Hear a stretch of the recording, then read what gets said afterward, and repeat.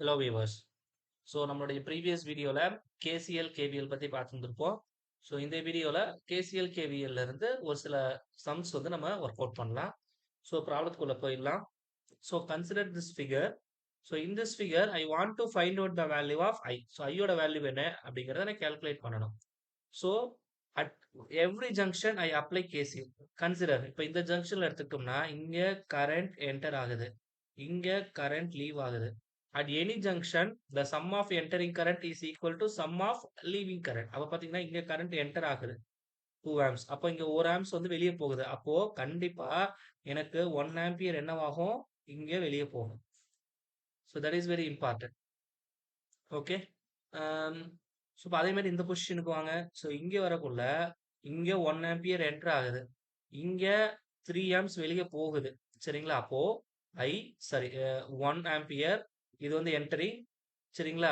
Plus இங்க வர current கண்டிப்பா எனக்கு ஆப்வியஸ்லி என்ன இருக்கணும், என்டர் தான் ஆகணும். அப்படின்னா தான் எனக்கு வரும். I take some I1. So இப்போ plus I1 which is equal to 3. So therefore I1 which is equal to 2 ampere. அப்போ இது வழியா போகக்கூடிய கரண்ட் வந்து which is equal to 2 ampere. Okay. So now you apply KCL at this junction. So இப்போ இது வழியா போகக்கூடிய கரண்ட் ஐ take some I2. அப்ப therefore என்ன கிடைக்கும் அப்படின்னு சொல்லி பார்த்தோம் அப்படின்னா, so therefore entering current வந்து I2 which is equal to 4 plus I1 which is equal to 4 plus 2 which is equal to 6 ampere. அப்போ இது வழியா போகக்கூடிய கரண்ட் வந்து எவ்வளவு சொல்லி பார்த்தோம்னா 6 ampere. இப்போ இந்த நோட்ல நீங்க அப்ளை பண்ணுங்க. இந்த நோட்ல அப்ளை பண்ணக்குள்ள எனக்கு என்ன கிடைக்கும், ஐங்கிற கரண்ட் என்டர் ஆகுது, 5 amps என்டர் ஆகுது, 6 amps வெளியே போகுது. அப்ப therefore from this equation I is equal to 1 ampere. So option A is the correct one.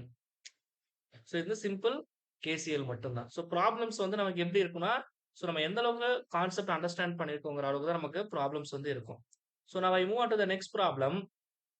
You see this, in the circuit of figure, a charge of 600 coulomb is delivered to the 100 volt source in a minute. So the value of V1 must be. Okay. So now I take the clockwise convention KVL அப்படின்னு வரக்குள்ள. So இதுக்கு அக்ராஸ்ல இருக்கக்கூடிய drop வந்து எனக்கு என்ன அப்படிங்கிறது first of all தெரியணும். சொல்றது புரிஞ்சுங்களா? ஸோ வி நோ தட் இது வழியா போகக்கூடிய கரண்ட் நான் கால்குலேட் பண்ணலாம். ஸோ ஐ இஸ் ஈக்குவல் எனக்கு என்ன formula, dq divided by dt. Here q is nothing but என்னுடைய coulombs. So in I take q divided by t அப்படின்னு கூட எடுத்துக்கலாம். ஸோ இங்க வந்து 600 கூலம்ஸ் போகுது. டைம் வந்து எவ்வளவு கொடுத்துருக்காங்க, மினிட் 1 மினிட். ஆனா ஆக்சுவலி நமக்கு டைம் வந்து எதுல ரெப்ரசென்ட் ஆகும், செகண்ட்ஸ்ல ரெப்ரசென்ட் ஆகும். இதெல்லாம் நம்ம ப்ரீவியஸ் வீடியோஸ்ல பார்த்திருப்போம். Just you go through it. So therefore 1 minute which is equal to 60 seconds. therefore 60 அப்படி போட்டா எனக்கு எவ்வளவு கிடைக்கும்னா 10 ampere அப்படின்னு கிடைக்கும். சொல்றது புரியுதுங்களா? So KVL states that. அப்ப therefore இதுக்கு அக்ராஸ்ல இருக்கக்கூடிய டிராப் நான் ஐ டேக் சம் V20 போட்டுக்கிறேன்.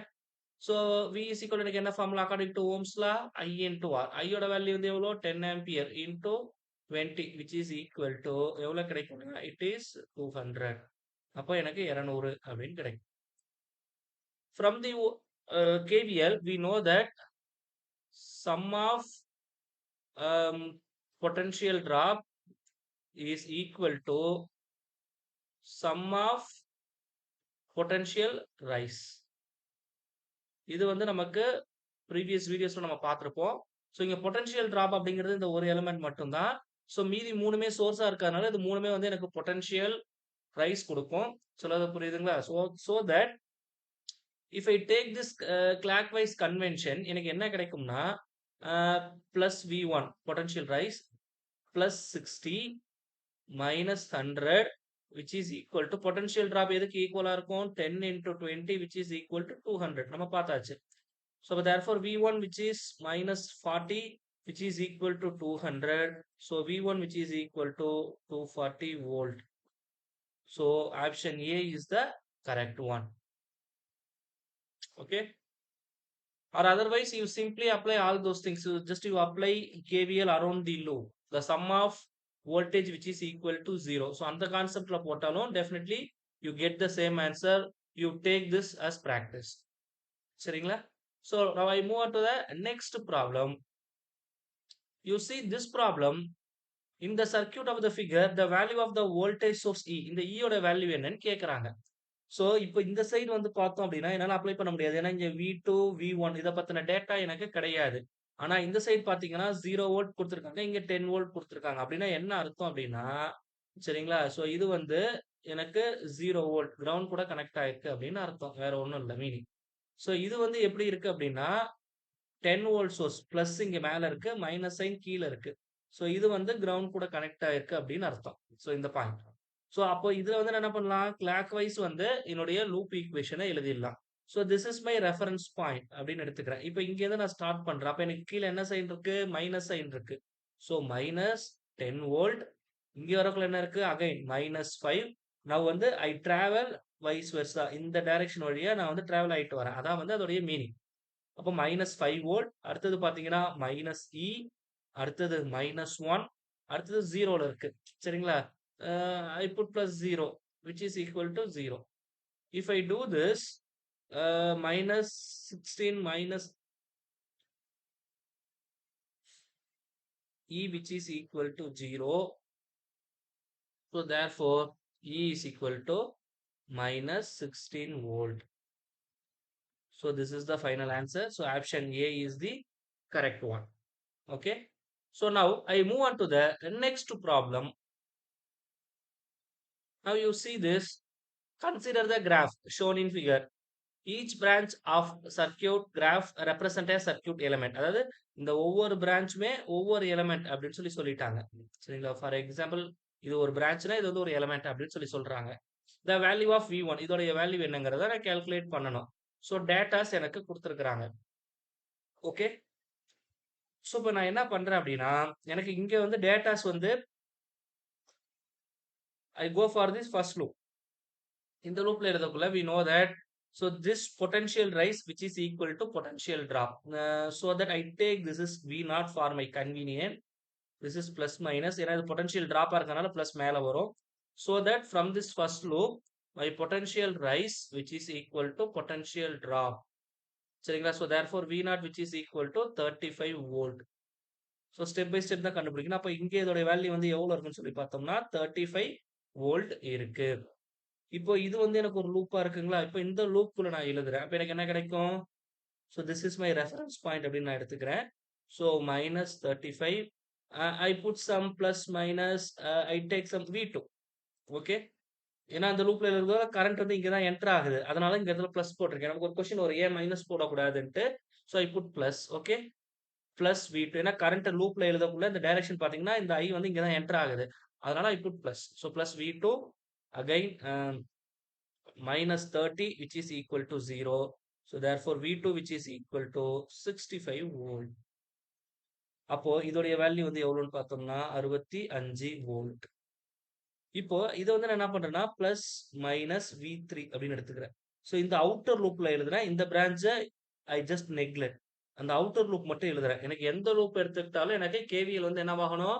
சாட்டிஸ்ஃபை ஆகணும்.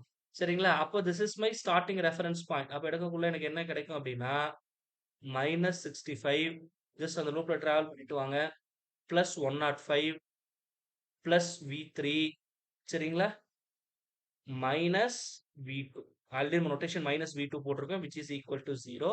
here V2 ஓட வேல்யூ வந்து எவ்வளவு இருக்குன்னு சொல்லி பார்த்தோம்னா again 65 இருக்கு.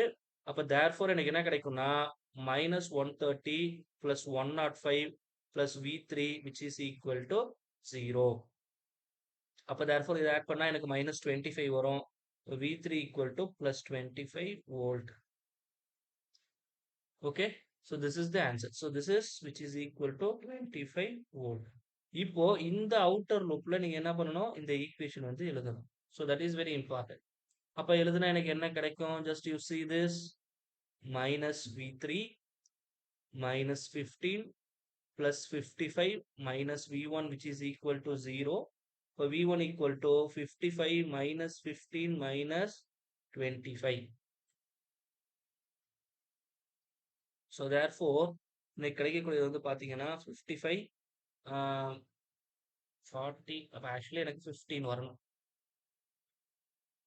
So option D is the correct one. So so பார்க்க ப்ராப்ளம் வந்து ரொம்ப சிம்பிள் தான். பட் சர்க்யூட் பார்க்கக்குள்ள நமக்கு காம்ப்ளிகேட்டடா தெரியும். But once you understand the problem, it looks very easy. Okay. So now I move on to the next problem. Now you see this. For the circuit shown in figure, the value of voltage V0 is. இப்போ இங்க V0 உடைய value என்னன்னு கேக்குறாங்க. But you see this, இந்த V0 வந்து எக்ஸாக்ட்டா இந்த voltage சோர்ஸ்க்கு பேரலா இருக்கு. அப்போ இந்த வோல்டேஜ் தான் வந்து இந்த V0க்கு அக்ராஸ்ல எனக்கு அப்பியர் ஆகும். So that it is equal to 15 volt. Okay.